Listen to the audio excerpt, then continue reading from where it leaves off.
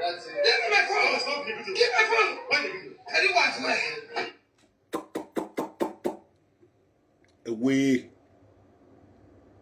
Away, Goroti. We are doing. We don't move. Nigeria did do me. Why are doing? Why would I do it? Not say more and what? Why you money can shower where we go? When you tell on here, showering, don't have to be a gear. Why you be carrying be a gabby? No pure man, no. But no pure motorbike to Guali Mori. And you go no quino. And you go no one when I'm Wawa. I will be a girl contaminated when I'm what. I will not call you. Why when I have away, Goroti? If we move where? Are you not ashamed of yourself? You are disgrace to the society, Goroti. You will have bien for your money. You will have bien for your money. I say we have bien boy. You are my way Atiti. Why we feel no two of do? Better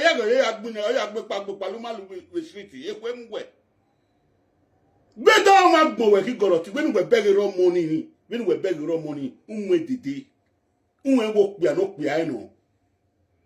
Work be no set peno, no set the ticket on a clear quality after 1 year who Omaka process a visa me there. Oh, hey, we don't process a visa and you're not going money a day. Oh, piano can one your bonnet. A quick much a wo. A wemwa. He gave every woman. I shall be on one in the maximum. Be a galley go maximum more. Or sick be a galley go maximum more. Every woman in you. What would you now? Because of social benefits. Wa pon wa wa gbon awuwe no gin awuwe ni wewe awon no ko ka ewu ona ko for 1 year iye wo ka ma mo fun e ana so na je ona ladian ona de ticket ona je webo wona ga le gbin na me ba igbi aja Italy wona ga le gbin na e ba e do ju wa ju nu egbugo wa na mi Epuwa wana mi ave ne kwemu abodanyo akpoboju wae abola le sage abola le period iya akpoboju wae ikpe no bu ave kpoboyo uwa owa o si eni na gele mi wa mo se mi yo webo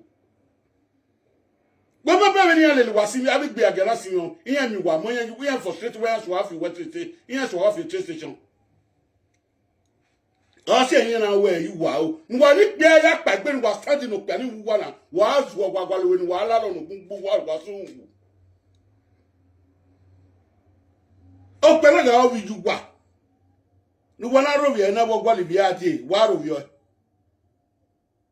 bi e goro e isi ga agi ogwa ma mi dan wa e isi ni je na agi ogwa ma mi dan wa e to bi ere gwalo bi ade ne kwe na migbe agia wa wetu wa gwa agwan wa so ngu edene woro wa ami mi opari gbe agia uno ma ere na meta me ogwe mi opari oni gbe agia uno ma iya mo wori a ge Goroti no de ni oje gbe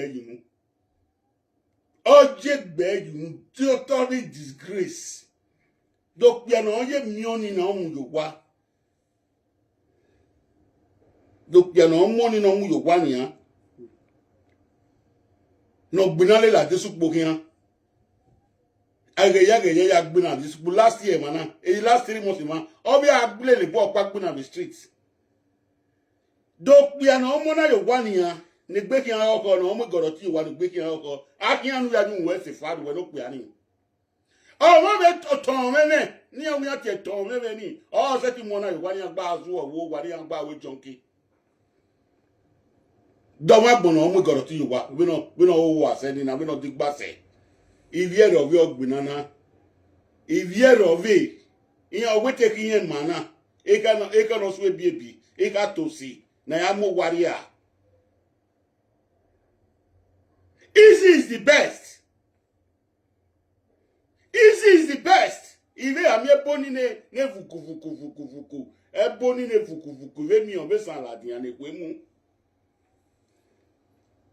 ibe mi eboni no ro ne kwemu o be san ladian okasin we joro we san ladian no le yeko wa. Ebony no le yeko wa. Iyoko wa ye kefugbe. Ule ri adan. Ebony ni ndan so no ri awo ero.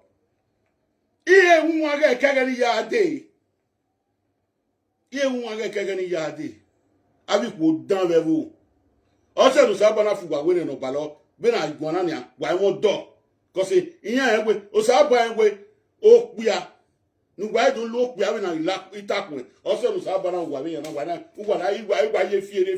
Rian fiere igoroti. Ge Ebony no ro. Iyan ye fiere igbo ma. Ebe ye mu kebe no wiare ebe ye mu kebe kian ya agba lo pia kian ya o wa gbo. Iyawo yorwe ni dewo ya dorwe bani do gborwe oda fi charo lawe bo leto charo opa mi abi o pe no bi na lawe bo ya do gborwe ba ogo ran kwa no ni gbe aga we do mwe monari a ni gbe aga we do mwe monari e mo ni gbe aga koko e mo wa te wa ta ma wa iyan ye bo e mo ni gbe aga koko iwo yan iwo ke o pe akoko ro iwo yan. They are not hijacked in public. Because your father will be.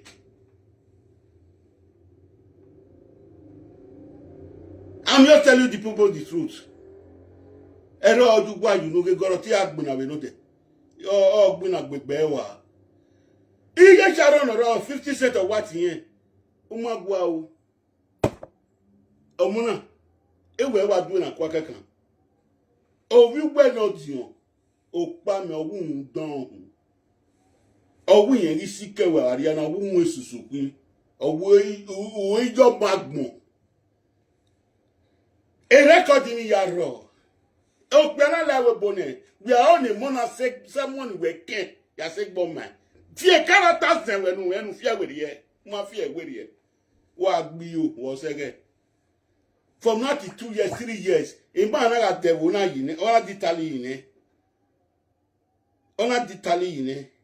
I always CNN results. I am with your biomo. Almost to Ado, I may be a million upon wow.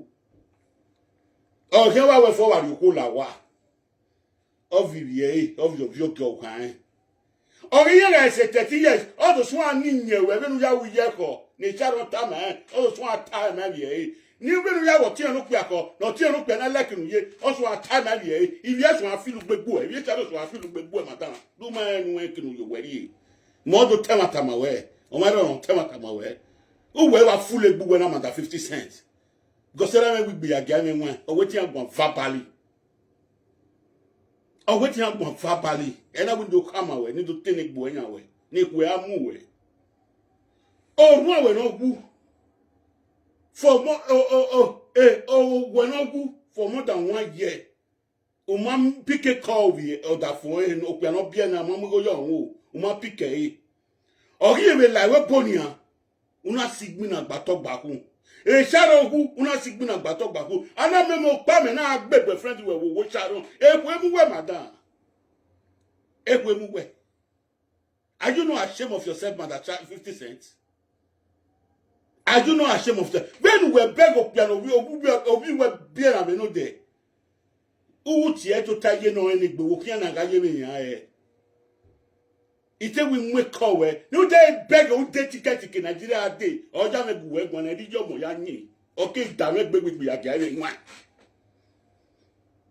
When we beg of 1 way, no beer and no day, who beg a man or who power. Ego no ya gbe ma we okunu kwa ma we odi etuta ite we make call we o se ma make call we no na tete the ticket ya je we bona do gwale mo na uji ni ri nu ani he wo kana omo ohun do kwa gbon we hin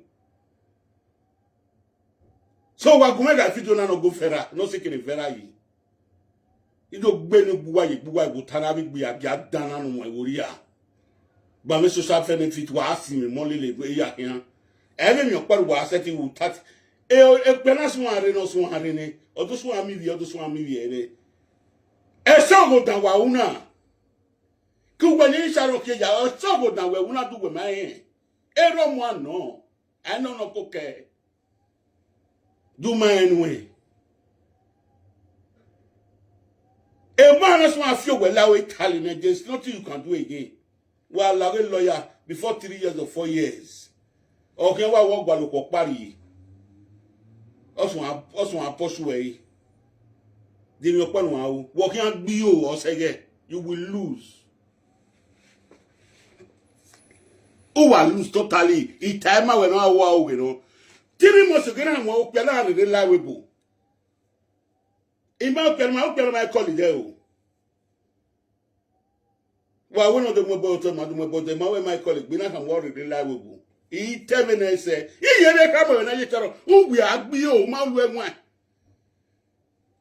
Mama 50 cents, who we are, bio. Other can be a canana feel a good boy, when we're not just feel big boy than Nana. No, we want to do that. No, we have good, no, or you want to poke for your good number at 50 cents. 1 year, young banana. Where can we win up? Where can we win up? We are Jade, we move. I will be a Gawa Daniel Lalui. In a popo, you want Moji. Who want Moji? Where who want Moji? I got la Lisaki. No, we in Lalui, no Bing, no La Lisaki, no, Nick, we. Oh, when I money. Well, we no bring, but when I beg a sagging, we know I'm your sagging or Saba condemn or yen or red book or Latin when I am your. Oh, we not bring winning. But a video now. It take the Urueban, Niado Bay, or the fisher, let Ucharo Pabe, or the when that will be out of Burway over no one. A missing like your woman Tago. It can opposite it make a. Oh, I want about we were able. Some way can never that is in a Regana. Toregan, Toba Moregan. A real book better. Always a good job like we put out where. Oh, you can hear it. Not a vibrant Villana. No, we are sick Kay Charon. No, we are sick Kagbe. A mark be you a way to Titi. But then I tell what Titi at Titi Westin. Oh, you can be a sick Kagbe. Uya wo bueno, uya we eromo, uya wo bueno hu. No hu. Uri ezebo mo. Adobo me no dion, you we no dion mo uwene. Uri ona zebo mo. No do si waya kukuwe, no si waya kukuwe to be one family. They want to be you na. No be no mama mo ge du mezedo. Ne du mezedo we na re CNN. They want to abi si eku wi akpo. Gavi man okpelelu na we are platform ni na ko awagan opeju awagan no ma ojojo mo iniya we platform opa be asi okoye wa ige wan oro gangan opoju we na ori yan ma maya oni amo weri aye sharon ori yan ma ti yan oni amo weri ya. The message is not going to Emile Bo. Very gentleman. We're very gentleman. Uga football on our way.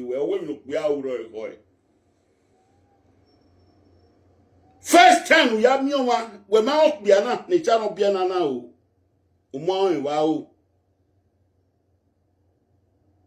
Ija wo kai ma ijo ko no bia na ma ko no twilie ona di social media ona ye muju yo gbo we yen me videos evidence yan pe but yen pe after 2 months wo ona the ticket ona do Italy when e gbe no pia we gbe no ku egoroti una mu mi ne de nyago no ya agwa lote ote ne gbuwe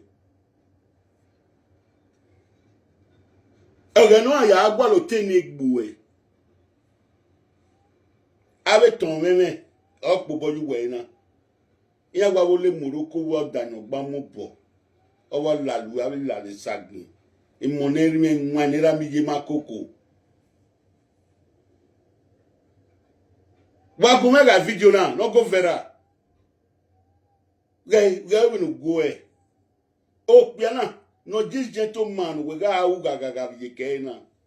Oga obi ju gbe no piano. Uni mi gbe yin na goro to we ga yin. E to we have you gbe to ya yin Sharon we la. Okay, o piano se pe na he no set the ticket after 1 year o ha ya wo. Ona the ticket ona di we bona of your way to we ni bi eji we. O ma be cook moment. Awa bi ene pe ni pomo. Asha wo mi ami pomo. Asha we ni ye mi ami pomo. Why am ye pomo e?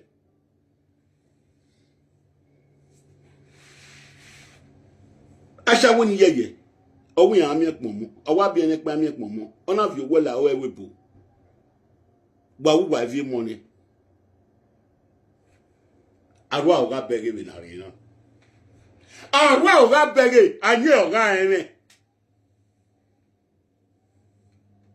Duwa mayen wa eje na ni. Arwa o ga bege anye o ga ene. E mata no re kan do tamu wa. E mata no re kan do tamu wa wari. Igba va gbi ma ero pano ma ero era ga bu anya me tifua. E goro ti no gbedu e na. Era ni e oje wi gadu ma gbe wo a. E ba gbe gboto anya me ya fe kwa ere goro ti atifua. No ya ke okay dawe we goro ti ma ni gbe yi. De to ni gbe yi. O gwa lo wi no ya mo oye ma gbon e. E na nu we to na goro ti uwe de gbe ni ni dangi egbu e de gbe. Ude gbe ni ni dangi egbu e. Donc bien already na odu ve many ni traits. Me say where you were because you are the causes. You are the causes. Open up in the street, Amoa. Atalakba. Ege do muju gwa ni wa me wa bia yin me wa ya wo me va degi na we aye do muju gwa bi no tayika. Sa bo me gwa mi dan o. Egu we ayo bo we ti di no gbebe.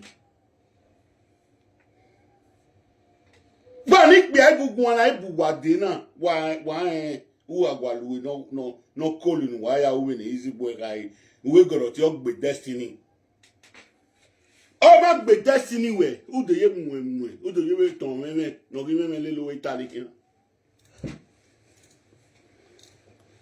e we so ro no ton meme wu no si e wu ton na do yo meme ona yi kakaka no wa ma e de na we ni progressa ne ni kama mi no we mo prophet Atiti ne gbegbe ne gbokpa uwe ton meme wu ni amu ate topolo no do si no si ego to we de na no man take akwo e kwa gbe yi igwe egbo ga si moroko ne bando so meme live video e total no e ne gbe yi wa do ge goro ti o go median no ma mi ni gbe no ya mu ewo we godian ti yen e godian me no gbe na the street e godian me no gbe na the street o ma bi je to ma bi ye ke we o ba be wu gaga ma be je to ma na fe ko ku da ona ga we gi no to wo da wa me no na re hin e lo ga we ri no te ni ya e na o ko no bi ni me ga agun mu po all those dirty elements. All this kawaroristic. Oh, will not be any make one move. Eloga everywhere. Eloga everywhere. Look at things like this. On a vie making to takina. On a vie when you act me papa if you make papa so we make dana. Sabwa where we real. Sabwa where we real. I don't know do iya we no ma o na ya ge o ma do atara o na ya go ma do tama de pe ya ge video no da fe o pe ni charo bia na ya ge we de pe ya ge bi no ga ge we go mo hu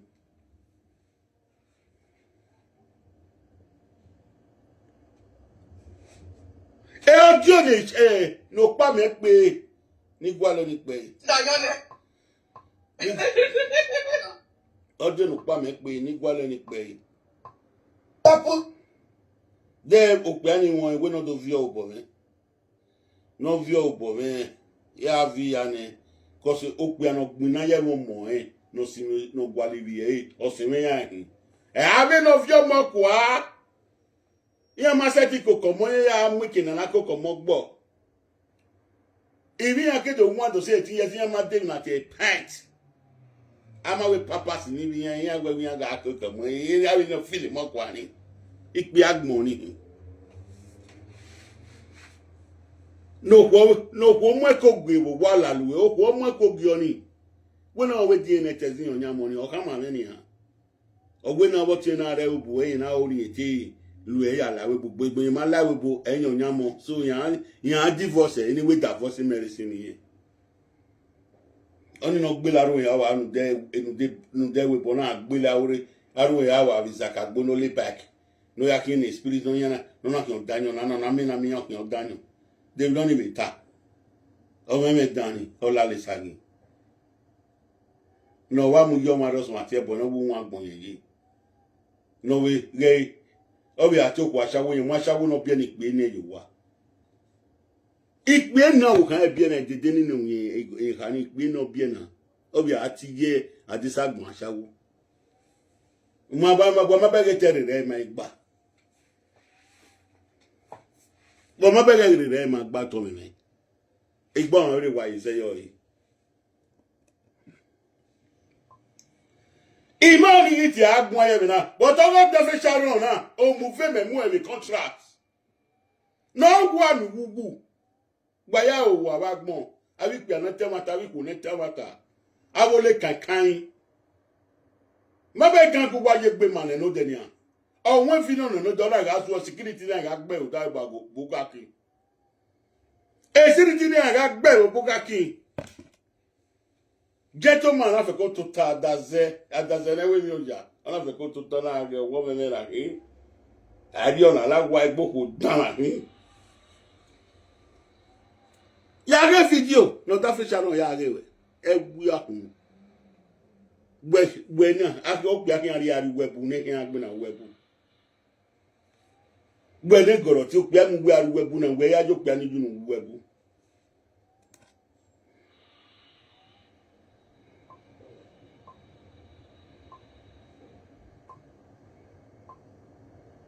Irunse di gun ma show. Irunse di gun ma show. Irunse di gun ma show ye.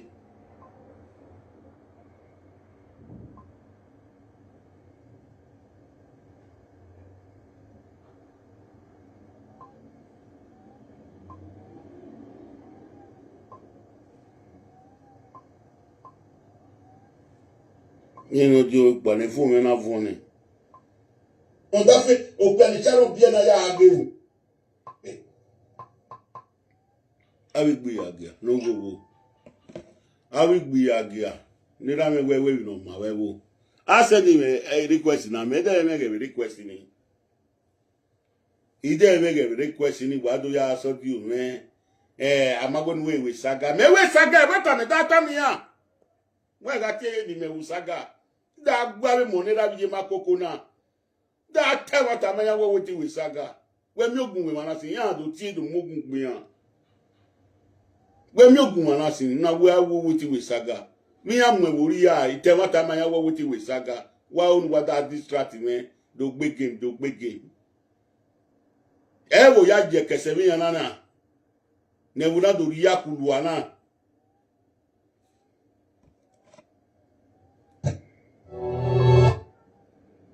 Gena na ti ogun na we saga we mi ogun na na isu akin ka gbogbe omunu biye egu na rere ma gba wo no me meta problem wo omunu biye egu no gba sago ni ya ye ki atugbe we ne ngi me nwa wo do ku agbon ye cha no bi no je bata 50 say do ku agbon no be mi ya no we bo eni bi no be bo eni de ticket ni okpiana ye gwale mori imate ka wo gwale mori itewe jao o me biena o tie tuta mukia na gaje mi na iye sharo ga gbi o bino jana bu iye sharo gbo bi me de dogun ide dogun iyo wo kan no ide dogun e gore ti agbina ba we na apobo yo e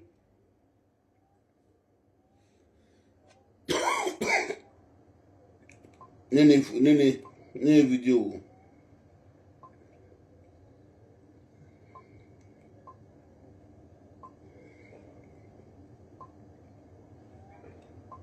nene video phone me phone e mai wona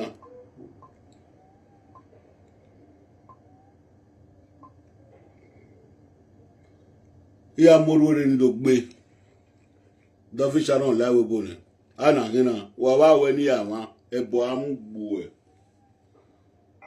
Atiti the great man. what California Mato ya imwe gelu wele ame yenge de na ibe lawe a.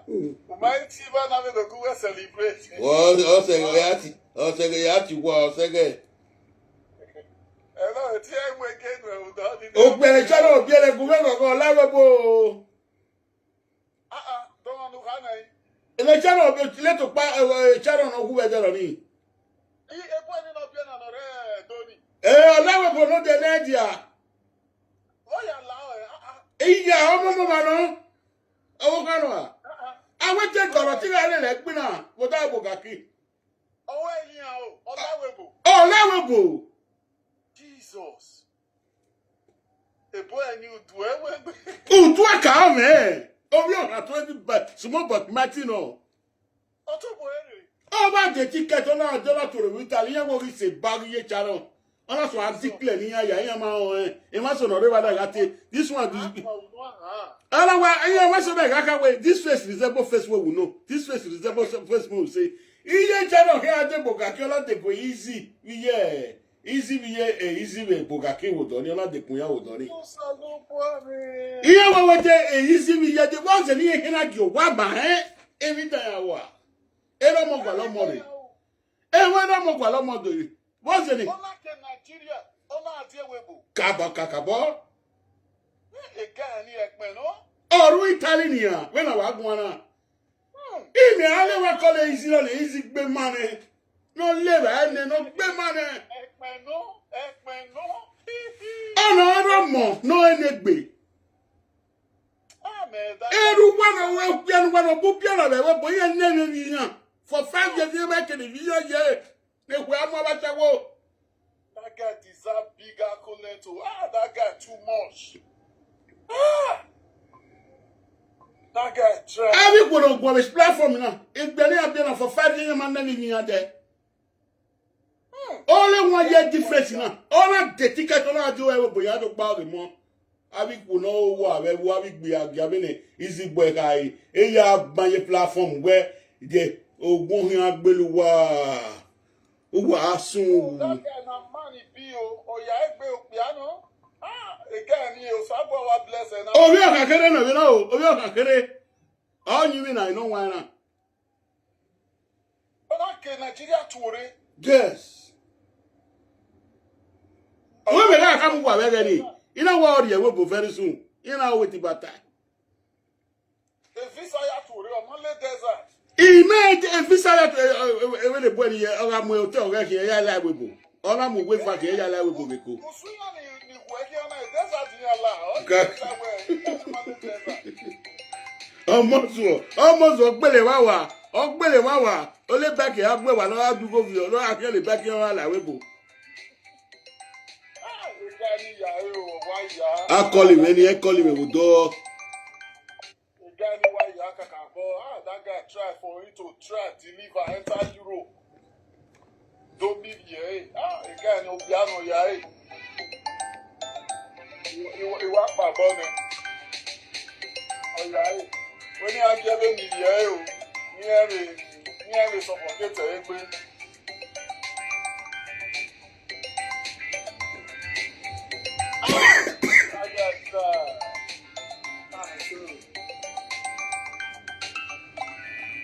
That guy try. Obiano, a guy near small boy. When you are a small boy, Ekpeno.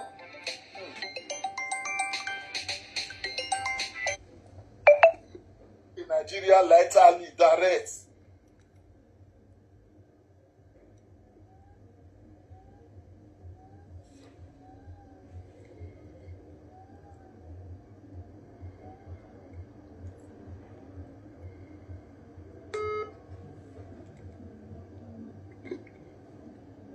Hello? Hello? Why Go he yo. didn't Go yo, would that be here? he did not come when she was pregnant? Now that one not come no waiting make her not fit come when she dey pregnant. Agbon na it's a try again here. Now that one not come no waiting not fit make the guy show up that time.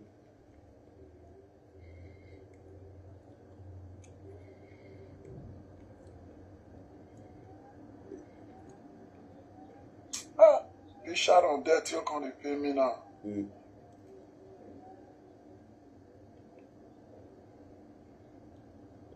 Now let God know what to kill that girl.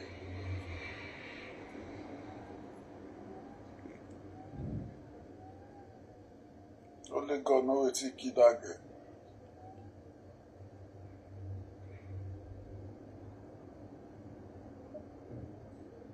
Ah, man, this guy try. This guy try for it to come. It's not easy. It's not easy at all. He try. A better person. Who is it, my brother? Who is it, my brother? Who is it, my brother? Oh man, later more can worry more. He go be a palo. He go to declare for mama. There. Why we? Oh no, yes, I declare. I'm on what's that? I got this place resemble. Iye charo, idola ka. Iye charo ba mi o. That is you only get be me iye charo we. E ni na hi. Jesus. Oh, nebi go. Awe goroti na ga gbin na. Ije ni pe video ni goroti ya gbin na. Gbin na ti ale. Oh, you see, I mean, a guy ni uni. He had a pass at it try. On a la web, on a go declare bien parler, mais ça, on t'a créé, Charles. He open fire for Europe. You are black. Mommy. And my mama day yes. I would say that guy try, you not be lie, you. That guy try, no easy, you. Now he rotate the. Now they open fire, so they declare for the you don't call Mama Shaw. That was the first word I asked him. God then he say yes. Now Mama Shaw be the first person we in call. We lie we bo. Like the first person we call. Say when he call, like he calls and say, "Mommy, me no Isaac." That's what she cut from. Okay. That's all the name man. Why go quota? Oh, we lie we bo. First person no call you Charon. Me no Isaac. We love you for you. Okay, call it easy. Right, call it easy. Easy now we ain't can you YG. A girl back married by prophet or where was an honor by your tear but will I receive a coin? Now we are bringing out no making I you know, but where was a gani manare by Sharon Mama? What matter what Sharon Mama? Oh, that fool where we're not well, that where they were, or your God where you were. Oh, that for when I no mammy leg ben or younger ready when we are travel. I travel where go. Good question. Emergency. Good question. How kula done? I mean, money we move. Then they talk to your man. Oh, we are a business. If we went to me where you know, obviously I will know. As you have it. Asa dame what dame. What to buy every you one man while you go now, while I go pra no sieso. Edwa mine. While I go pra so peso amo. By warus no sieso. Old man with his sweating. What that? What that? Tiens we old man with this web in it.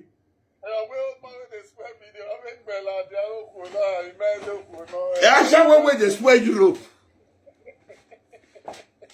I shall with my Doria. Emergency.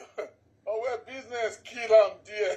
A business is bear master when they do my master that for the baby and of him, master.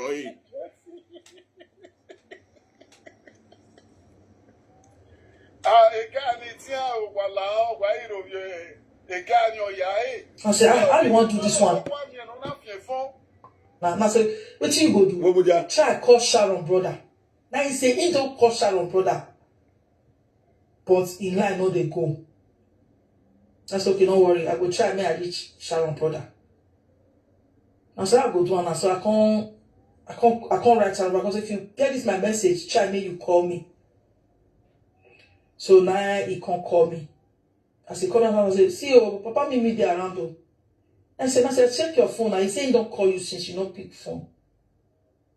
Now he say, he go check your phone, he go call him back. I said, okay, no problem. But really, I don't want their business, because the most regrets I get from my life are knowing that family. Knowing that family is the biggest regret of my life. I come to the brother and I make cause for myself, because the family when me come meet, and so fight, they fight. I never see Mama Pipi go, they fight 3 years for them. You see, Okpame tell easy the truth, say now he cause for a body. Now easy cause for a body. You see, say Mama will pick the fight, you say now you be good person. You see, say me with my mama, they fight every time.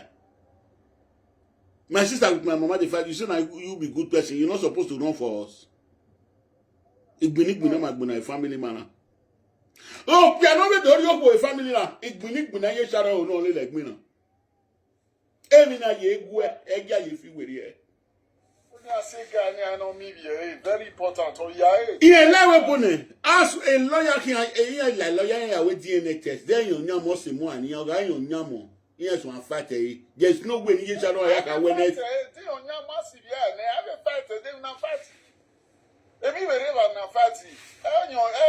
Na ya ni channel dona. No ya lose mo na wo kikiri ye na samene eyin gina di man. Because emi ya no wo pia na ina. Again, no ya TV eh. If you are we come get this, where are you going? That bad info woman. Do man way. Correct guy. Did they so no? They not they go anywhere. They not. Do we man ye charon. Again, no ya kuli bi e bu ekweni ala wa. Ni senia, ni na ye no kwa no make na me mona we go kikini make na sama no. Power tap. If you online. No temata ma we na mo pa se temata yan ni kei. Yin agwale content ba de. Eyanji. There's no way we are winning battle now. Wa gbi o. O fe ke de ticket re adie nu divie. Italian government must respect Opiani. Italian government must respect Opiani. Like children can't find not be. Do man way. Italian government they must give that man respect. I must honor it. One back where now where Atiti are back to base. Longest time. I know back. I know about this base. I'll travel tomorrow. Rain the 4 hours. I will not feel the use motor saw. If we the use water go the enter go the you know feel the cut wood again. Water go the enter the chain. So rain the 4. If they also rain cease now, we also come out again.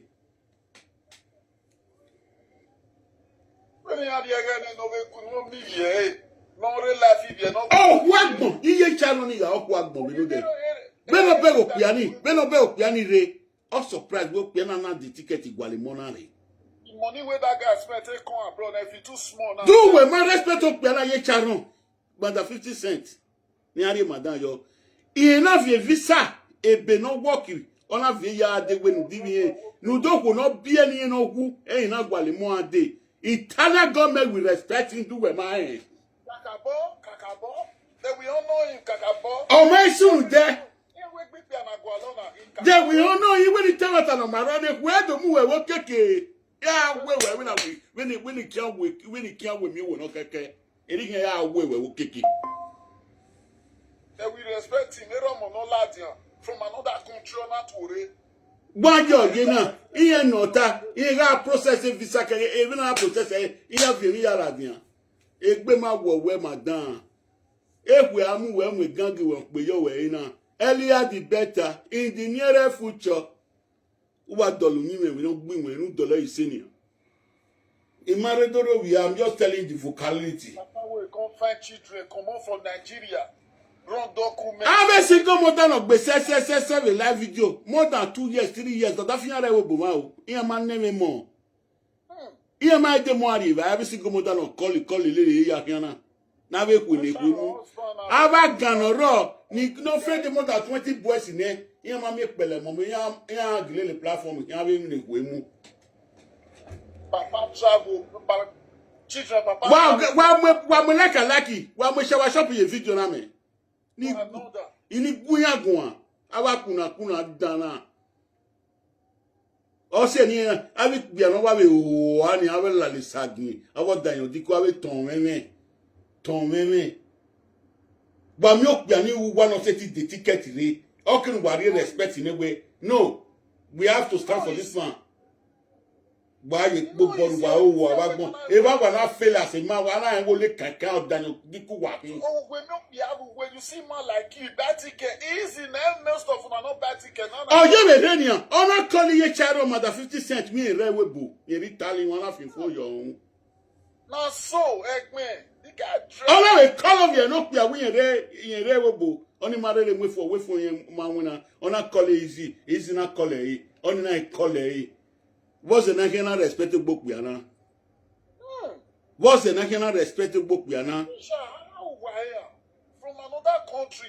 One of us go more than a four bona. If we have a good whatever was sitting in Waji. From a year to a year, Lagua, and never more. If we mamu was who have a ball.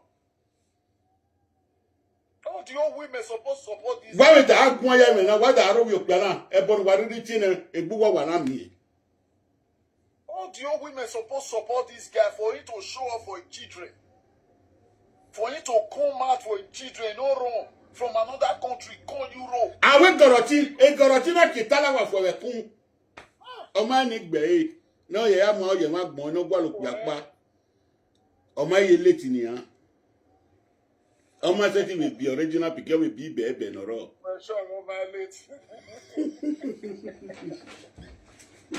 Oh, my setting will be original because we be baby or all. Baby.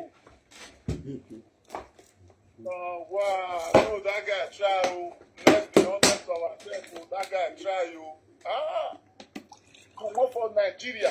Go Europe, go see children, small children. He try now. The guy try. Now some men, they don't go see them again.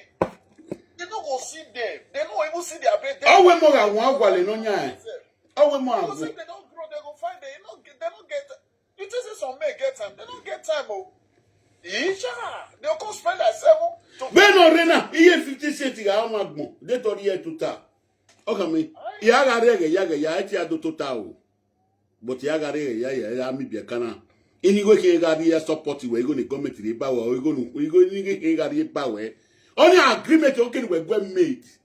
Okay, but me understand government ri go re mo. Ah, we no taye ka o, we no taye de government ri go yo man. But the agreement we no rena ni ya. Who done him no tano kete we phone kegeni ya the more than 1 year mama phone or you will we bonatie we mama phone but I make you adjust we ni the wo down we susu we no we kai all of the boy adjust we all of the delenya no even on level as more than 500 no ya declare ni ma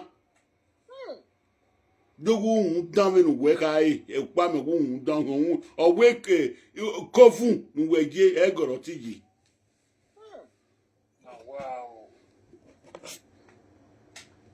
Keno gbugbe no do na mwebo gbugbe un dan ma we ri manu Power tap. o je no pere ma keno gbugbe no do na mwebo gbugbe un dan o gbugbe no do na ga mwebo gbugbe e ri like nu give na gun na bu un dan we ma ye pobo lele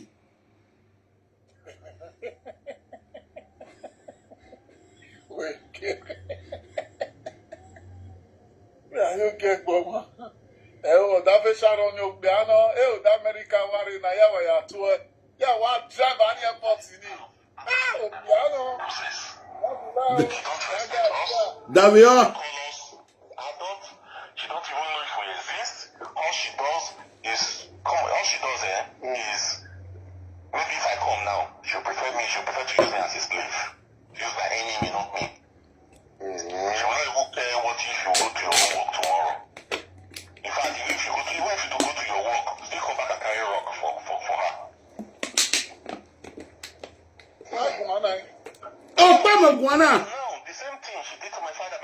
Oh, what are you doing? Taxi driver. Yes, Oh, wait, you said you know who that is. Oh, who that is? Oh, yeah, taxi driver. You know, tell me when I get taxi driver, I'll pick up. Oh, hold on. Jesus. Hey, young women, you ask me. Jesus. One of Manuel, who you want no who, or one of Webia, warrior, la Wakamian, or social media, was a woo, a tie, woo, where will you? Now, I go to Donis, you don't allow. You might talk. Yana, they get not to tie and a bolo, we are bolo 363 days. Tansirino, 3 years. Ibolo Ebony, and then went and watch I want to go and eat with a boy. It deliver where Mother 50 said, I want to deliver you. I deliver away for bondage. What Bobone? It didn't Niguel can not Bobono da Fishano.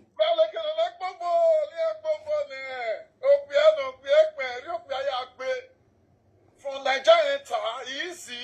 Agwahunuaka. Omake, ere mogwale money and I would buna complain. I would buna soa. Not in Nigeria. Not like one day.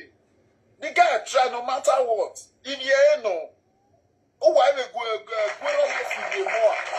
My phone, yeah, Papa. Yeah, Papa. Isaac me Popona Isaac, me Popona. Waga Popona Isaac, Waga Popona, not the ticket to Bolivia, Delbo, Waga Popona.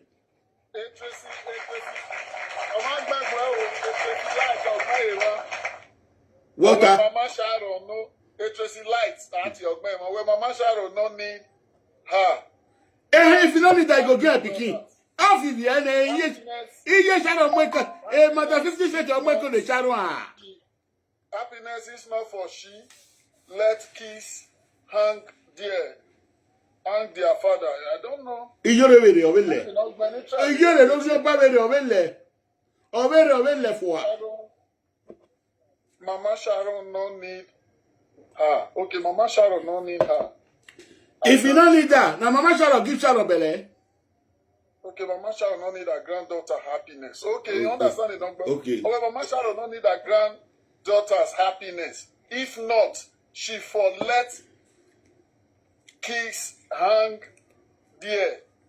Okay, if for let kiss hug their father, okay. They broke your ass, Angari. Oh, Tawakbo, open on it, but what's in here? Tracy light. It didn't not Pobole. Mama Sharon no need her granddaughter.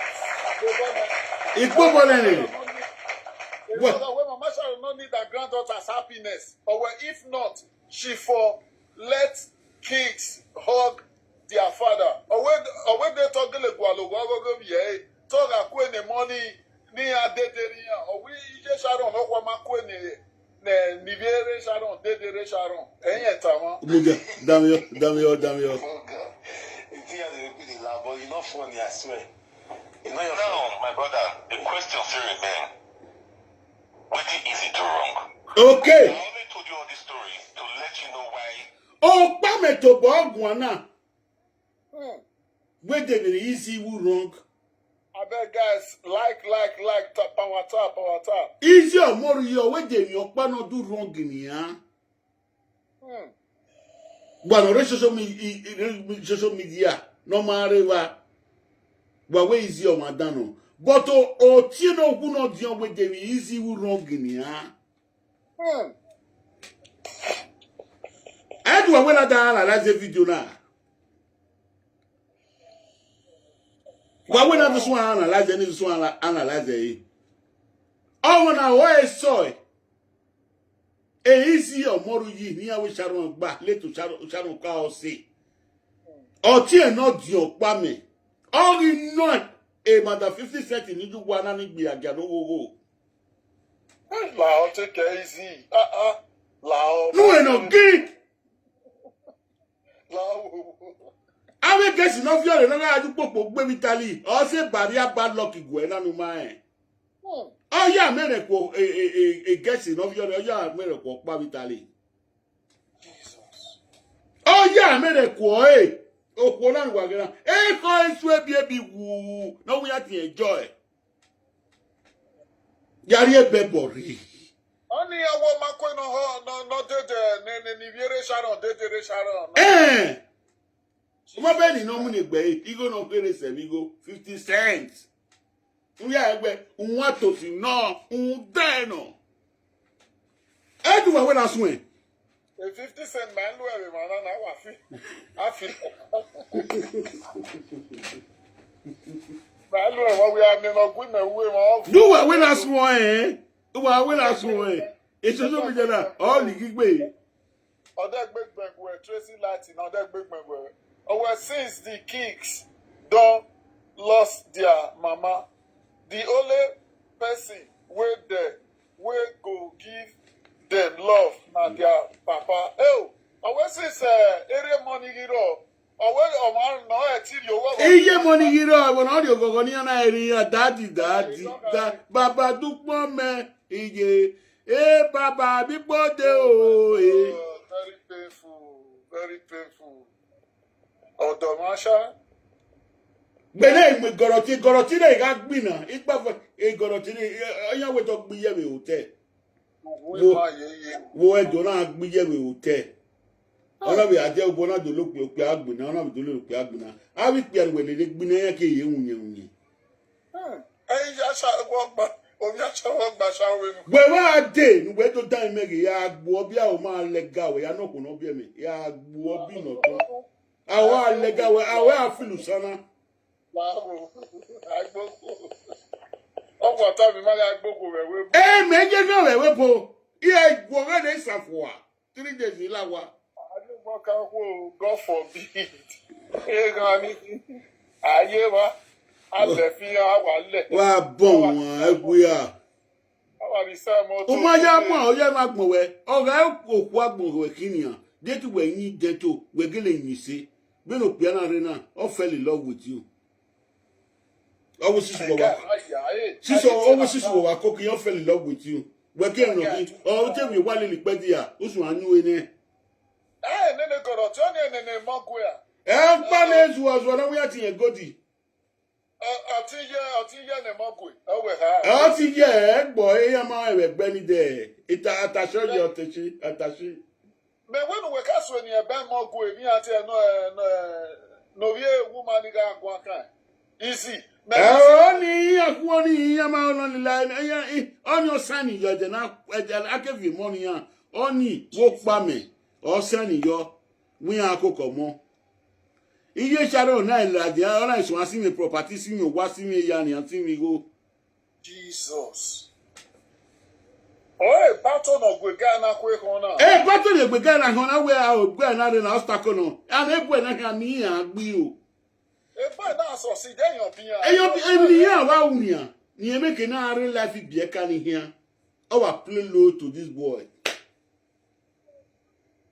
Alone we not play ni where ya ka ila ta say. Our play low.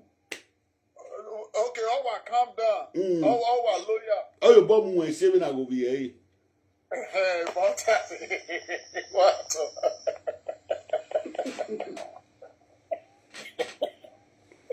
You may can we take one not say. Our play low. Our lawyer. Yes. Because a boy now went on like before 3 years of winners on we cut here. First of all my car waiting to give me the ticket here get the no re and you na leg been without Bugakin evidence in him. Yeah, one more part. Feature ni ya leg been without Bugakin na re ni evidence in him over the legbe ya ma ko ni mi ni. That American man no yeah ogo na onye matter time ni ki. Iya we DNA test. Iya confirm din ogele nyamo nyawa nyamo. Awe wo ya kokin ya o ba gbaluwa mu me go no ya mu wa gbaluwa audience. Ọmọ mi ko we ni easy adio wa ni. Ni easy carry police station wo gba ore mo ni we no adio wa ni every morning. Iye Sharon. Uri awe ki e ki age money do ma enu eje. Many vessel na me. Ege ni we are come we yo wa iye kwenu la wa no do ma enu eje. Ime when you tell what an aroma when you know when you get.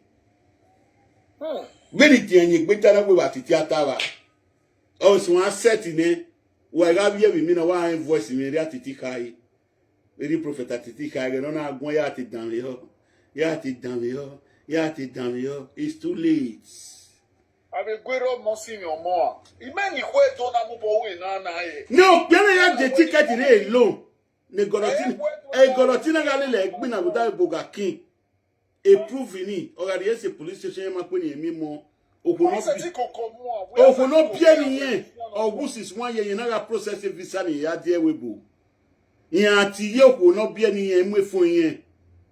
In your country, for the air, even not declaring ye goroti, ye shadow yard declined call on ye gay. Here when you do gonna see me, Monayaka, wherefore I be money if you money that you were mine, why? Bobby like we boy, they not call a we don't have to declare a call in a computer or a police of Kangay. We don't have to make a live body on a few computer what the computer come here where a matagano. But mine wife, you boy, a lawyer boy, you know. Everybody have social media. Again, you shadow that soaking. No one, Oran makweni to mo and yegi gbeni ya ron go wi on cast here no one ye makweni no one mi omo e give me that turning e be ni da na one here we ron makweni mi omo and your cast one o aja wo ya mi an o yan. Oh wow. If I wake Besha. Waga video na no go fera. No second e fera yi. What appear like your team? What will appear like your team? What will appear shower shop? Because I matter area. Mabe no temata na imado ki ogun ya. Ido gwe family na gwa. Ido talk a little sense in it. Ido talk into their brain. Iya we no beg ugbe no the other to temata or nata. But yeah, Sharon, when we we're not done from beginning to beginning.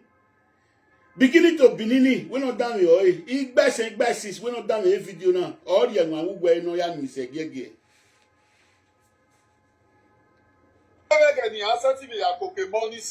Eh, Pianare Nania. Beno, bueno, me ba. No, he ba. Why have to do Pokemon, eh? Why have to do near your school, eh? Where is it? Where is it?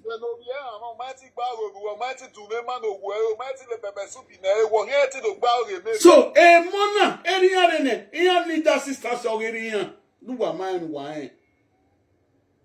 A bow when I'm when I get Sharon. I'm not still a police. Your man in Mona like Barney because a mother one of your money being your Daniel. Avec a kai, and your bomb money kebe, your bomb moon way. Misha, where can you run here? Hey, ya get a man. Eh, but friend, you shadow it to tell you, I above him and when you shadow. It was friend, they got a bally. Well, thank you very much for standing on the truth. Do my way. E pwe na ga mwezona like cut ye charon. Yenge kakabo we e ba operate. E vinye seti atuta iwe by man wanyo nyimani vinye doki jonki wo kiki. E ni bunu kwa na ya nguni we koti. Kakabo abetonia. Kakabo inye wango pa hand ni. Do my ene when you come kwa we gangi wan wari ya wanyo ngwa. Amele unezo like koti. Omegenu wa swe boy na swe bodu be no re obo no ezo like kot. Ezo like koti dey bari we ara dunwe. We are less a bar eh. Yes. Ema advise the guy again that again everything we follow up. Ye ke pa je obo ye right yen eh. Okay pa je we boy right eh na do wa mai. Mebe we la get goroti no dey wait on wa zuwo. Oh, I get Golotino, the death certificate no high out no be a way ya go any. I mean, negotiating, you know, man.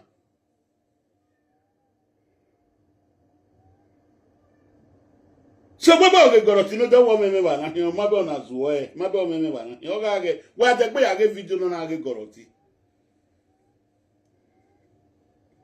so ye Sharon beni yagwa gboma o beni yagwa advice we do ya advice we na imamogun gbo eni han but the advice mi o ke balo be gbe ojo ogun mere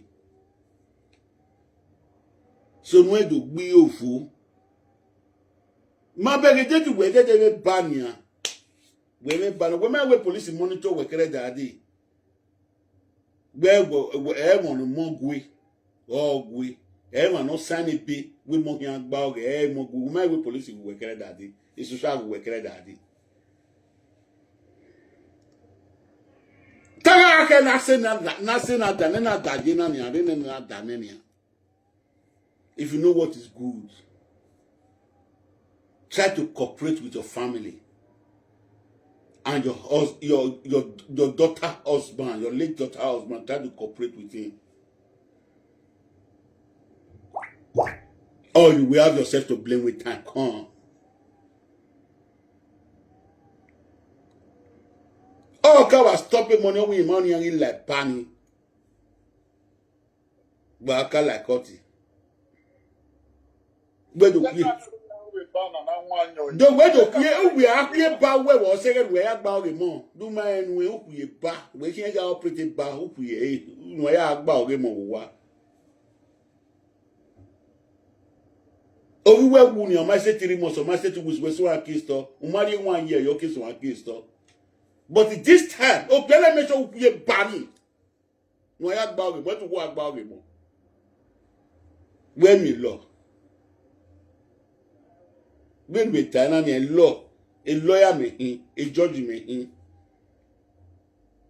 ya no amumi arun gba me court wa na ya gari court ya we di lawyer if you email le gbe ya se ba we no zedu me igi gbe so pa we court police na a judge na no me we ona no me we pela we ma je school we show we do ma je school. Because over me, I got said, my women, interpreter, wherever, I got done, interpreter got translate everything with Spanish. More le telefonica, we are so young, we go to them, and I will move your funny zone. In a woman, yeah, but when you come here, where everyone has a team of wagon. A continent is certificated, do what my enemy. But a love me, I'm when I tell them, oh, you marry. And would be a ganoro with any. Ya deliver you a query. Any like query, we be a gary. I deliver you a query. Oh, he affects you. Can you this struggle? Ya la word over.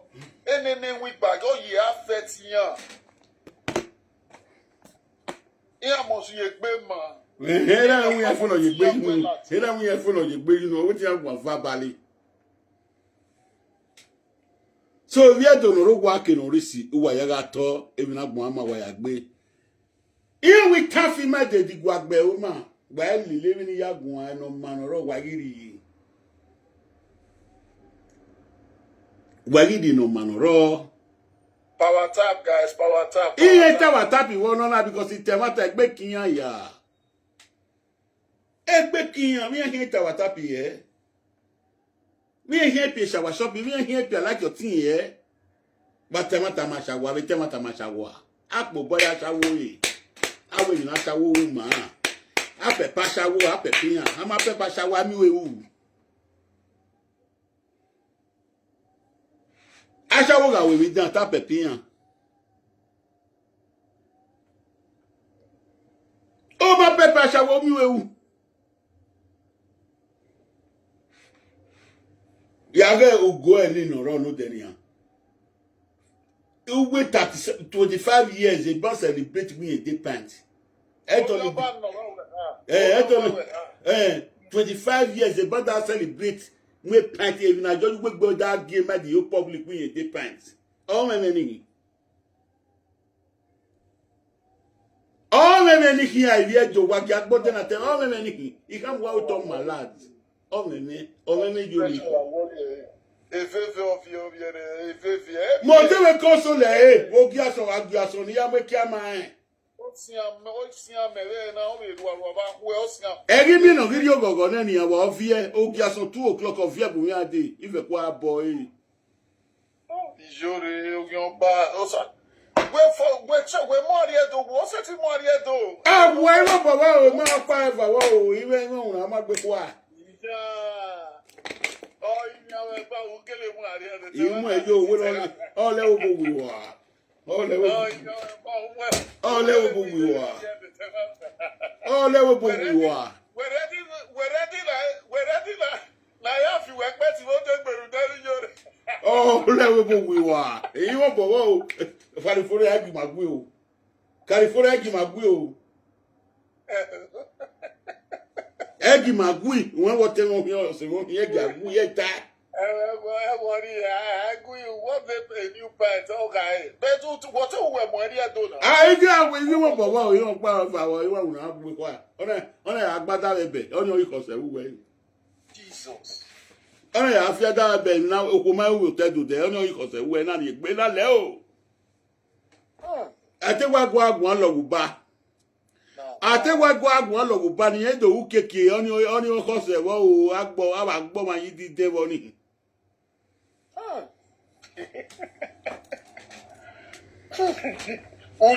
Idio. Ya Atiti metan. Iye we aje me abuan era abuan ya me tifua pru with the streets.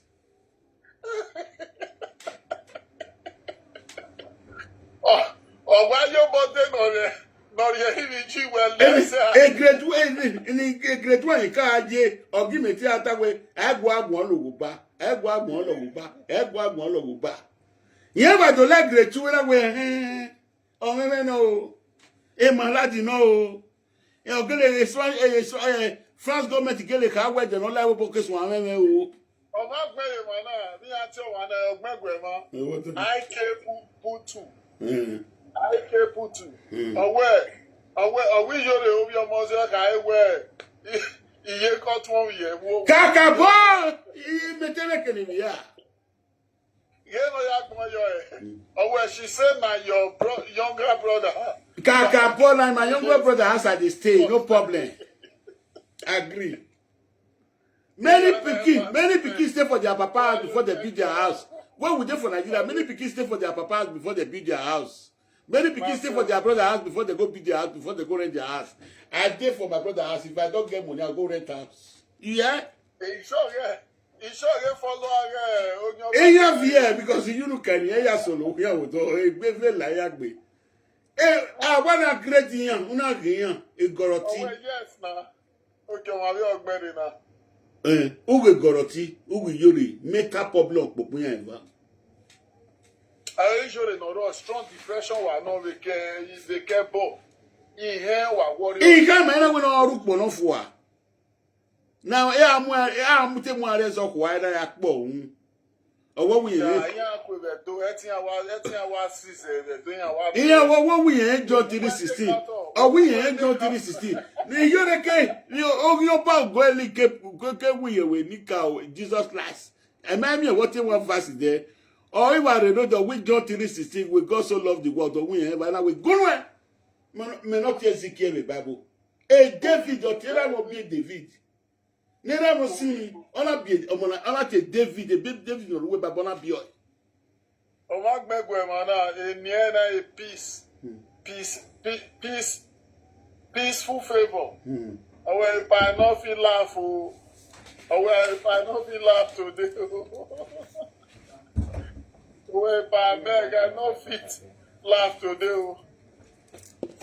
That is nothing. We are betting Gere and Lao. What would you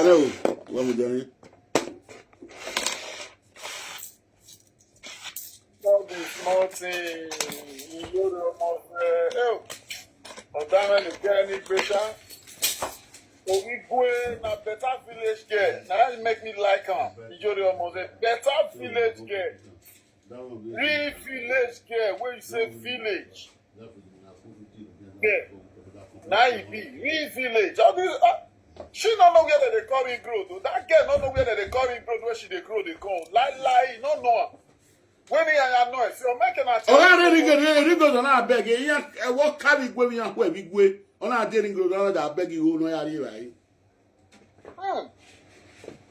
You come away, you can't. Oh, come we win here up where we are now. On our daring growth on some beg you. Abiru do one and we were not on. I remember when you have my dog in it. Ona ya beg you ring road. A ring road you na me otie no jona standing na ya mu aje obo. Ya mu le gbel Morocco aje obo. E gba wo kan ya wuye ya aje obo na about 14 years ago aje ya wo. 12 years. 12 years abi eh. Jesus Christ. Are you sure? We talk. Ya be comment reba, ya be comment reba. Make a comment in the way. Maybe talk it there. Isha. Me waiting one more year. Eh, ring road, we are carry. We are not there. Ring road, oh yeah, e je pala do me ring road. E wani, e otie not be another mo sisi your car again ya gbe jesi yo. Okay. E can not be your Poleg bone. You may not be away. Yes. Is your say na your Bola not the work. Yeah, not the work. May you not come in now. No complain on my wife. Why do when we share whether I don't raise? Go ask all the old women when they come in. If I play love with the yard doing, here I beg. I can start the act doing. If I see your one I can put two. He say not good work. He they cry they put. You know what you talk. Say my woman way born for me feel live the Bola. Why you not feel live? You know you're not that day. As well, not be so women they talk, not be so that they talk. If they don't, if the thing not favor, then they'll say not good, it's not good. Now make them come out. That's how the women all women they talk. If they have before you can't see woman where you can't talk true, say you can't know say that yeah, a man sweet that day. Woman must talk say that man not good. Even though they give her 1 billion every night, 2 million every day. The day one I go call, they go even talk say you know they give her at all. That's one thing I don't know. Egoroti no me. Ona me famous akaba. Ona mu ari hotel ona ke egu ke mi ya we ke owo eki amasoto to ona kwefua. E want to wetana. Iwo salo. Ona me famous ari akaba. No swe no owi gbo maro bi edoni wa ti oni wo. Only influence. Influence in ora. Ona mu oni ari hotel. Besaple road.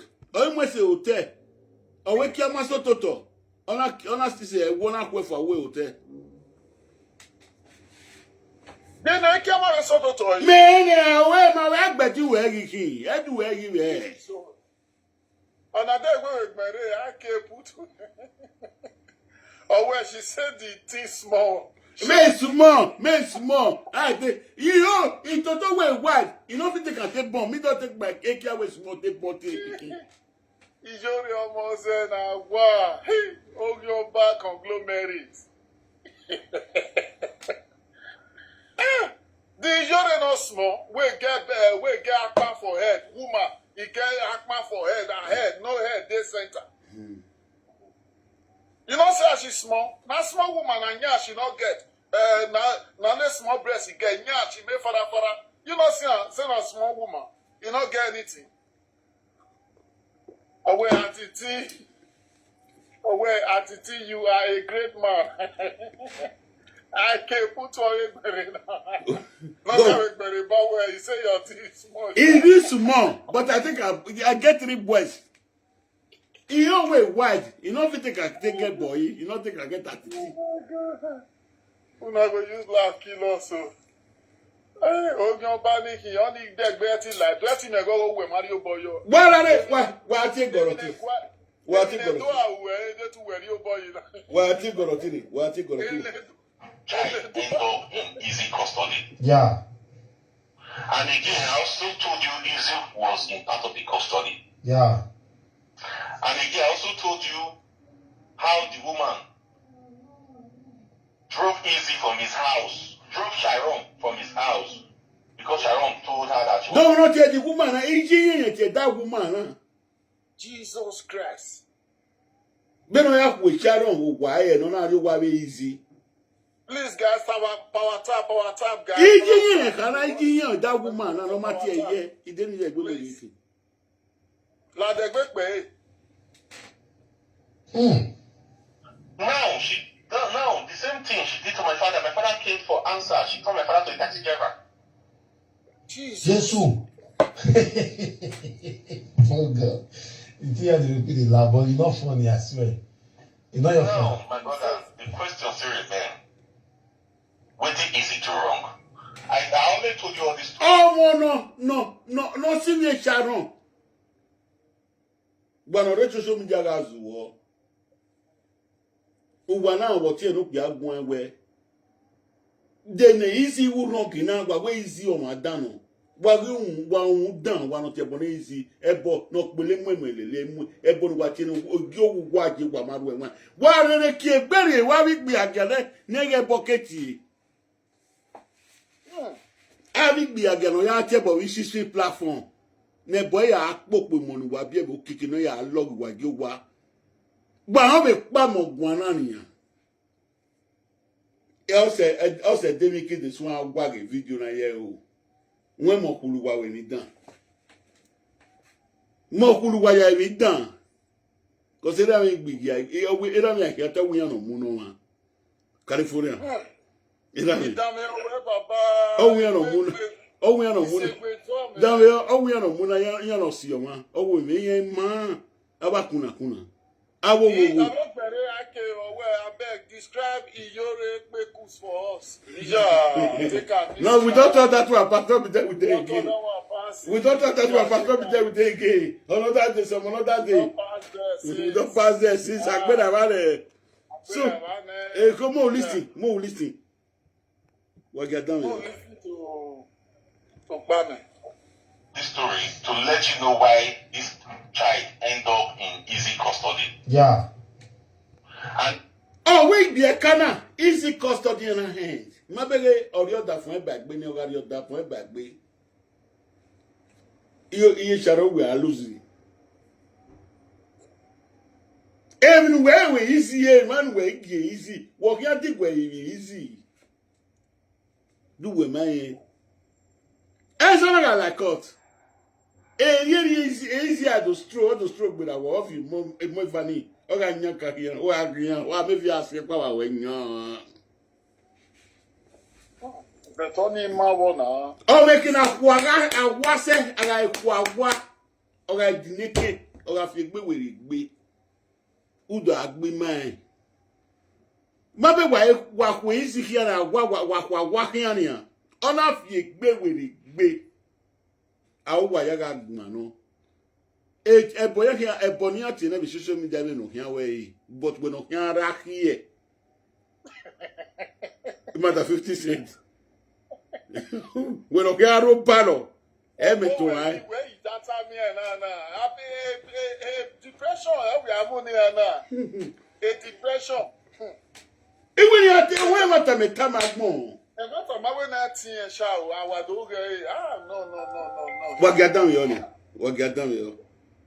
What get done, yo? And again, I also told you Izzy was in part of the custody. Yeah. And again, I also told you how the woman drove Izzy from his house. Don't not hear woman, huh? A monkey that get that woman.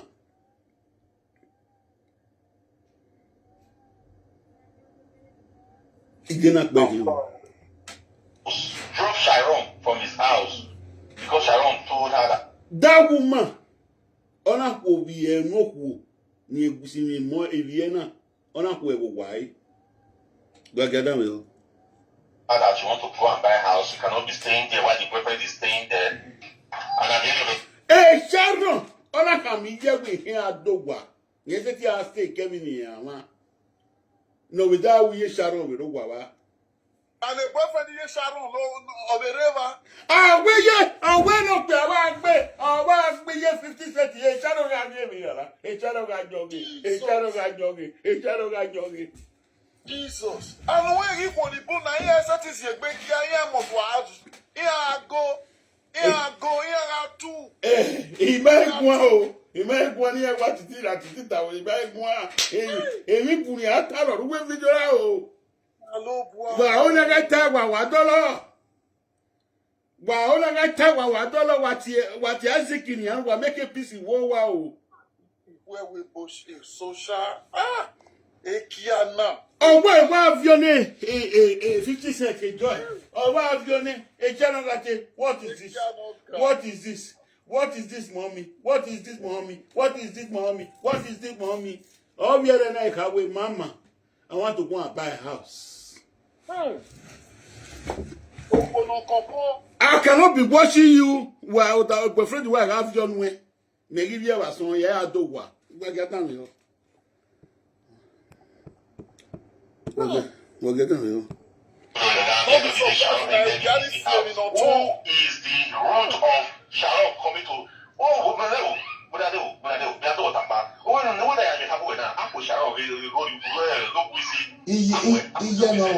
no, Mama 50 cents. Now, I need to after the social media now. Yeah. I'm not even know where I am. Yeah. What I don't know. Why? I went down on many, if now I have a women that 50 cents of many, it will be out there. I went down on many, I have a women that 50 cents of many, anyway.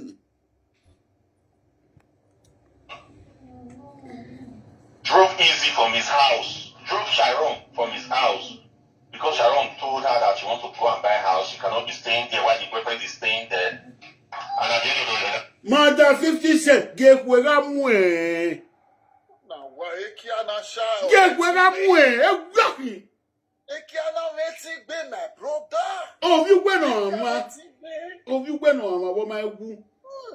Oh, no, God, where are we here? Where are we 50 cents? Ekiana Meti be my brother. Imele, Anna, where? Oh, my yene, okay, no. Yanna, where? Yanna, where? La.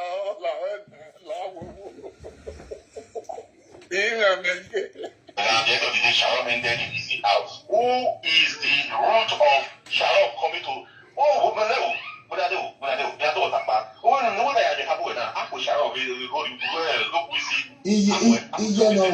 no, Mama 50 cents. Now, I need to after the social media now. Yeah. I don't know where I am. Yeah. On a Bukoko. So, can of you are not Jonah do Gua. Would you mean your keke munia to see no? One of the social media why is zuo. Mona do Laja work, Nishi doing. Oh, Mona do Gua with you, Tito Den, the Tiago, we and the okay, Mona Fiafo. Oh my God, very painful. On your power, on your mouth. Eh, when I probably it be a jar done 50 cents. No more bag, we are not here, baby, buy. A body, whenever they buy it. A customer, your woman and one way body. Oh, no, come on, I said back in. Eh, customer, your woman and one way cost away. All of that, we're going to go for your cabin at plugger.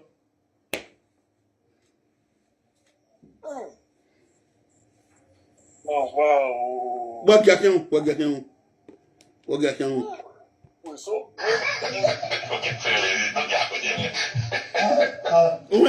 Oh, when you get when you won't get fenogi. Yes, a big man, no get enough fed up. Why? We are not making no bina DJ different DJ and Tamu Iliad Oh, we are shower, bashawo. And not I know when the Nika or carton in the not pay. Oh, we are shower, bashawo. I mean, I know it was one of your moles area. If you are dead to be on the area. If you are shower, be not area, do a man why. But no, why the best in our common. If you are the one area, why I mark a bet. Well, Why no man? Why did they have your phone here, body, arterial, arterial? Opokuta, the great Atiti. Then, why did they have your phone here, body, arterial, already concerned? Wapune, o moado benini ya wukiki. Because all of them here, because when you go anywhere, pay hearing. All of that way, yeah. Oh, where ye? I walk penny yak boy, pay berry. Always evil woman. Jesus, oh, motor, mother. Why down the onion? Isaac is liable to be named Jonathan Ye Sharon Win, and woman Isaac, on a few phone, you're loving on whatever bonnet. He said, on your way, carbon damn, on what Bobolena, one easy. One years in the moon years in a took Bulu, I have and Winzy and I took Buwa. It was not better matter, no matter come ye Sharon woman and ma. What the hell you are not piano? A video now. Me record the man. But the recording of your regimena. Yes, a bedu. Ya beg, would do beg a matter or all. One was what we assume that we do Muwayala wa. Gosonic Bay, and he had this Gracie Sharon. Imano give it you, so why did they kill the world while they won here?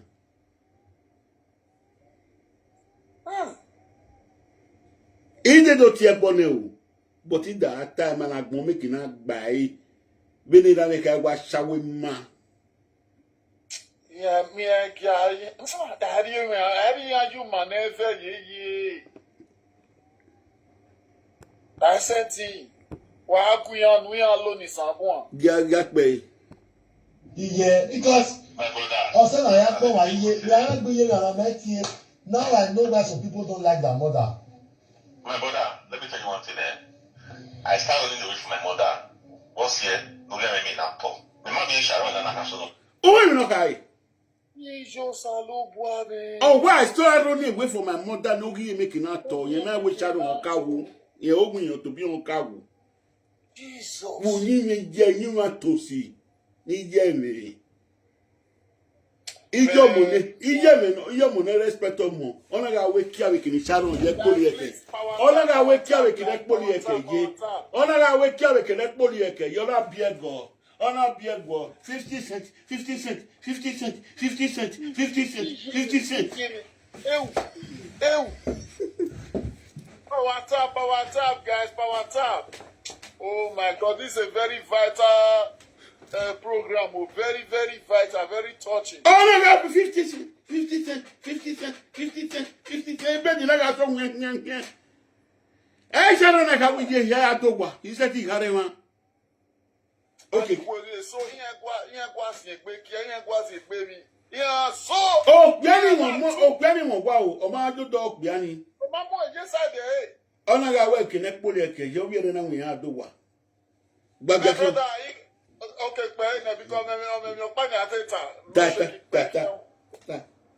no see na utana ni na shere America ma ye wa na o me okopa ni do niga zo say 2 years ago o mo mi quiver better ni yan gireba adam e o eri yan gireba so ma bi je ma se gbo say me na to ati owu yan me do pa me ma bi je ma do lie bedroom me ma na do awe mi odo ma me meme go na afia mi no balo no ogatu eri ko na kwa atu wo wa meme gi bi efa ni ko yan wa dan o yan wa re onuro because they no wa egede no ma bi je na ro ma bi no ko ro du ibi ero toto I me bi ni ye ja o egi ji aso because egi atu ne be bi ni eri o eri bi eto ya ati onuro yan to muti onuro yan na dan me ima my true ne ma gi la jane eri bi na wa kuje yan na ta me ye we yeah, with a rowa ho see my waronuro, my wadame, oh, was so. My brother. Hey, Chadon, beg a Chadon, and we have more. My brother. Money, my day, but I was young and since day. Anytime you have people to say, need to have me share night. Oh, not the way. Eh, Kitty, a Duffy, a perfect shadow, don't you also look by me not bed the shadow what I go. What two, Mamma? Mamma, you give you a case, school, and you are done, What got down, yo? What got back him? know that. One thing we never we know ya wala, we know ya give me stress. We know that. I never told it my sister. This is why I was running away from her. Salopa, don't know whether you Salopa, commento. But so I gave us some you let me. You block your phone. You do one now. But so when I go away, I say you una. You just feel me here. Then I will be an eye. You know me. Me Nigeria Ghana pound. Me know you were imao. You know me. I'm who do to na. But so chile te ado to le diana. You will take down the whole day. You will buy. We may really buy. Why don't you get you to it? Really buy. Oh, we leave it. We may get the usual buy. We may. I never everything. Oh, what do you tell me, Anna? You prefer any of you who are coming. I don't even give a fuck anyway. Yeah. Because they may talk. Oh, yeah, to the property. No, I'm just telling you the reason why.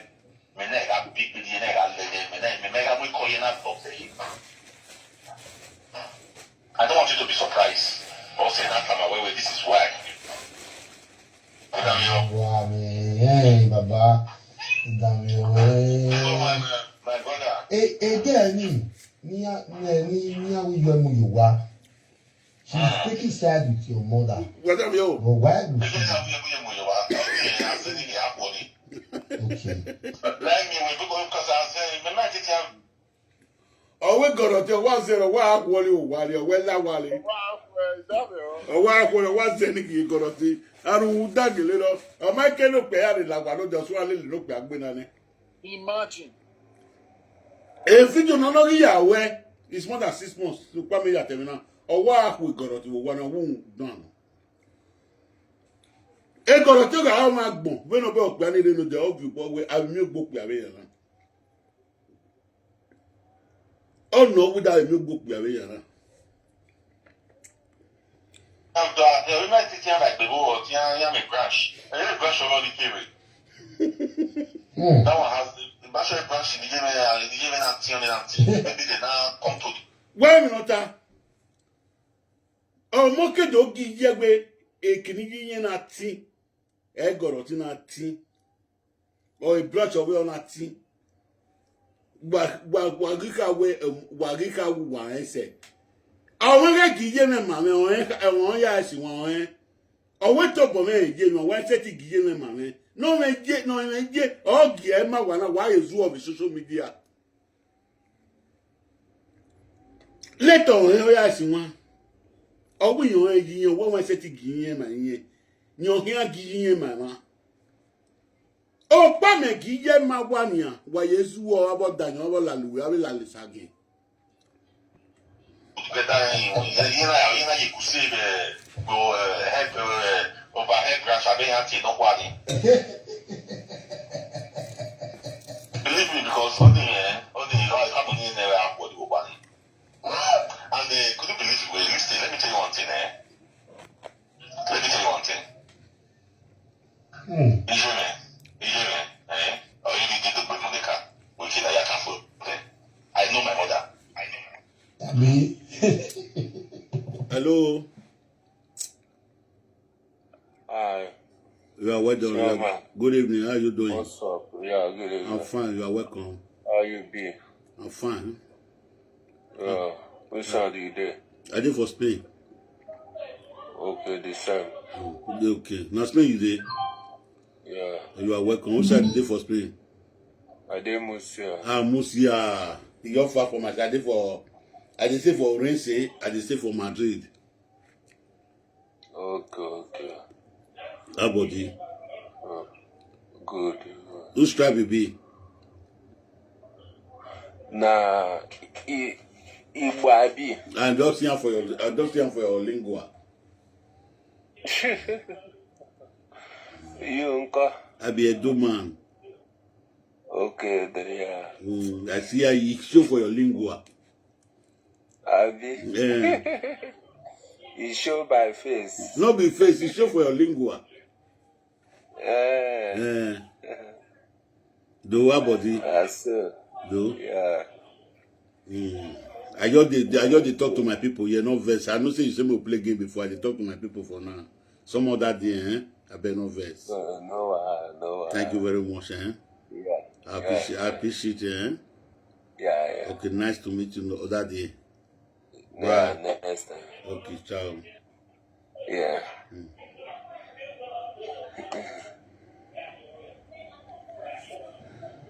Yeah. Look, what is your mouth? Okay, so don't swallow it here. You hear me? Don't swallow it, okay? Good girl. I want you in the tell man. When you have it here with Sharon, what you do for your man house? Go inside. For this whole radio, nobody go fit. You know come out? No, I thought he want come out. No, you go come out and not be me no know how to come out and move. Okay. Mm-hmm.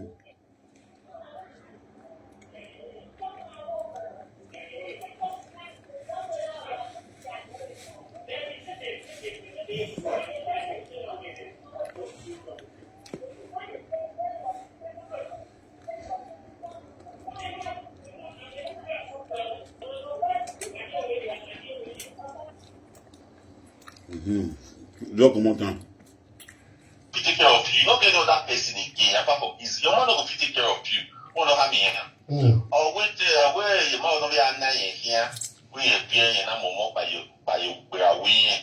I do we see. When you were boy and working bad. And the plan was that all girls to be bad, then on that go.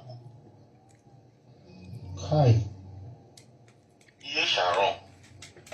Marco Sharon. Oma boy. Oma mo egbe. Oma boy. Oma ri akari no ya ota ye bedroom. Oma dada ye bedroom. Oma dada wura. Oma megene. Iye Sharon ga ba ya David no here. All they had the customer before we know what Sharon no here no wa. And Sharon to go no you normally be here. It's not even allowed. Yeah. I'm telling you these things now because I don't know that she has issues. You may be complain now you normally happy and I did not allow it. You might be other you have done the equal way you don't tell me I manage your wedding. Yeah. Oh monama kuku. When me yes the mawena I dey work Kamata. Kamata even though when I know you have the hands go money. Almost well. Almost almost very. Ọmọ náà máa gánà ní àwòká ọmọ náà máa hùwẹ ọmọ náà máa bàbá òye ìbòmí toilet ní yàrá rẹ kàkàrà ọmọ náà wẹrẹ mọ ìrà ìjọ kárí biskit. Nọmẹ again yàrá ìbí nọmẹ again àtẹ náà wí gbọ́ mọ́ ní abẹ́rẹ́ wẹ̀. Ọwọ́ ẹgbẹ́ o. Okay. Akédùnmí wẹ̀ àtẹ tó sún àfihàn wá àfihàn yàrá ìkómà. Ọ̀nà tó padà. Èmi ò bí sùn hospital sábà parí yẹn. Bẹ̀tì iná sùn wò wá. Ìmọ̀ náà every Mary ẹ̀rọ wá the situation of the things. Ọ̀wẹ́ my son láti rẹ̀. Ọ̀wẹ́ you have to leave this woman at least for 1 year. Ọ̀wẹ́ wẹ̀ treatment. You don't need to be around this woman at all. I don't know how to describe this woman. Always is heartless, is shameless, is wicked. He described her on so many manners that I cannot even explain. He even called me this morning. He shouted at me. He said, the priest, you have to leave that city. Disappear from your mother. He called me again today. That man is so fucking angry at me that I'm still in this city. Kai. Kedi ekbese.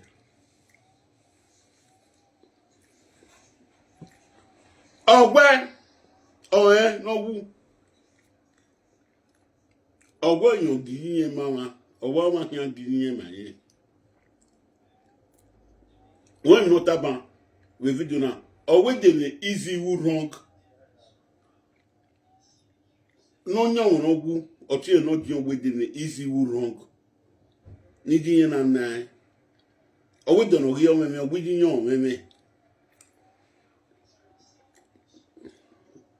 Imagine one like the video now. Yes, analyze it. My be one we gi ouna. E gwedu mu ya lawa. Na ge. Nja na emegi, almost go no la lisage ni. No wi la luwe, no gbo no la lisage we. Lisage ni ku. O ma gbo ni ku. O le kakan. O hu me mo hu me ni ya. E me no ri yan unu mo gbe yi agbe.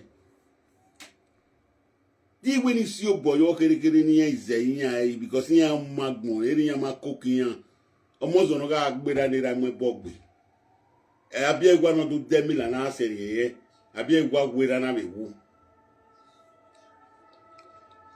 Consider that to we o wan come on settle yan be. Almost owo wodo do kan gbo wan ni. Era ve boy ona ya mila, era wu no be 2000 na mewu. Ani o ma gwa gina. O wa we kakane. A video na we kakana balwa be step. E do blog was again na ya mwela jane. E do blog was again na mwela wa titi mwela jan. Ena we amwela jan. On your see backup page me ni kan mwela jan. Ya kan mwela jan na so ya ri line. Wa ri backup page mo ya ga bi no ga azu of step here. Ya mwe o ga 10 minutes of gbe wa ke wa na mi o. O di an block page ni we an block e.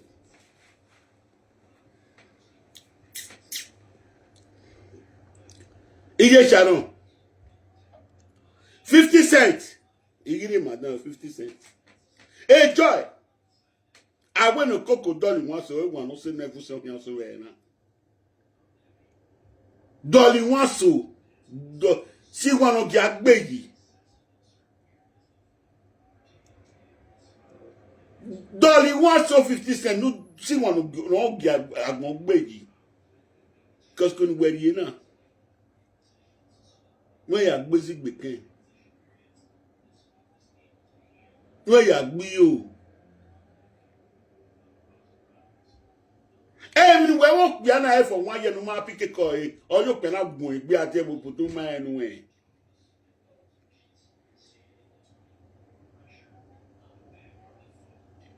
N'olé ẹ̀kọ́ máa gbọ́ máa yẹ 50 cent. Ẹ̀wọ̀n ẹgbẹ̀ àjà lẹ́wọ̀n ẹ̀. Gbe agake kan yan ka wọn me wan gbe iye bu ode niyan o wa je mere we ara ase e bo na ma se police station na wọn kwa le vien re o gbana so ale le gbe na proof no ri by proof death certificate ya go e e kwa le vien re iyan worry wọn yo te da mi e mo wa. Italian government will respect him. No, can Nigeria with this son of fly dini. He can number one respect him. Omaya lezere le paterare. Omaya assume where erosion. Italian government can respect him from there. They have the money with DNA tests. When I shower agagun, I shower so agagun like a lot. Where's where me low? Where me low? Where go where when we are galo.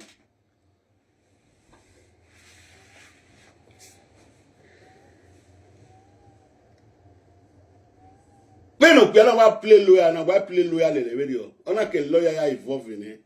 Igo do no ya gbuye lawyer. Awo no ya baku ye mu otaye here ko ye ya gbe so na ye mi so ye mi wa no na no be no wa wan na ni wa ni mo na ya atu o ye Sharon Dolly wanso esi wanu so na evusen be no we tell me o mo na for 1 year we ma pick call re ye Sharon be no tere ni o kina zigbete sugo bi o kan na ye de ticket na ade we bo.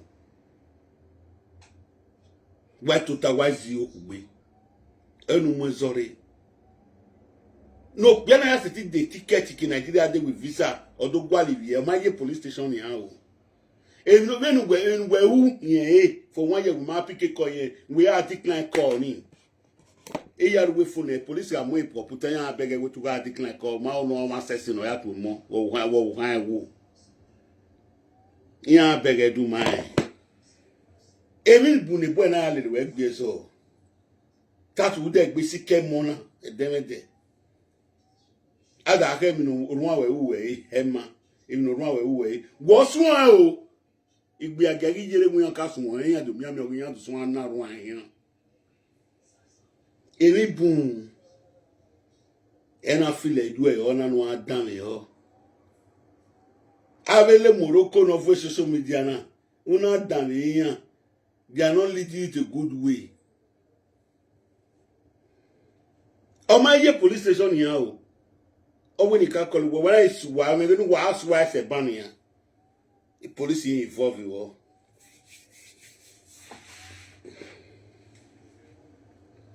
All I say police station ban here gwa living here there wo na. Yen ga le ni egmi na. Oku no bia ni oda ami in Nigeria. Obi omo ka ni na bi giver. Owu I only 2 mona ni iye ya ni ya wu e ma ko ni 2 mona e fi call yo won abi bi no ya call the ma delete ye phone e police do check e gele ye computer o ye charon ga decline call na e no go decline court no ya explain gbe court no re mo get to mo ka ya explain gbe na do basic gbeke e ma tan ori ya do tama bi edo be ni tana ma no bu wi go agun awe mo ole Morocco no ore 57 years no con de war aba pa ogbogbo awo dayan diku awe wa ti theater wa ga set ni a re wobo gbe we webo aya en lo no re wobo aya en lo no re wobo luwa mine wa hen they had the ticket from Nigeria to here with visa here. You go live here. Or you death certificate here go any. Italian government will respect him first. Italian government, I got fight any Italian government here mwere. I got fight any Italian government here mwere. You to borrow with visa. They we respecting the government here. Well, it's all a police station.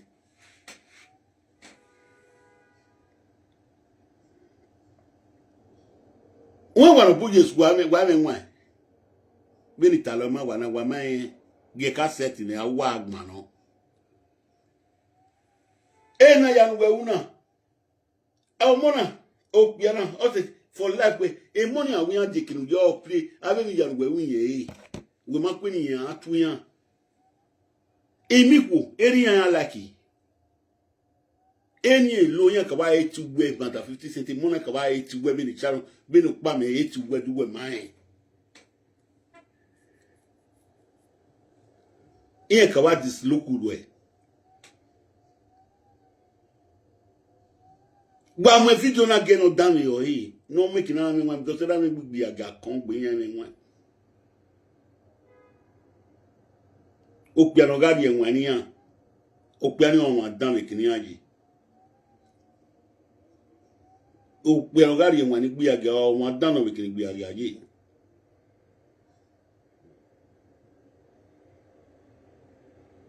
so if you do it tax any do ka bo gbogbo yopma yan we tan fi madu edigbo agbe o ma me kirikira tamu menwa o ga se ko okuyi